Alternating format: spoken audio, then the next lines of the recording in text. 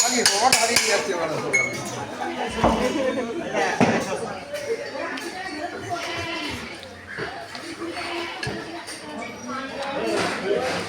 ভালোই আমার মাছ তো দেখ, তো দেখেছিল বলে বোঝা যাচ্ছিল না।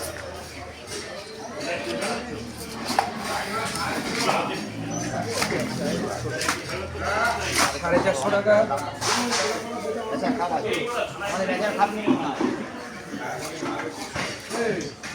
কবে দিচ্ছে বাবা?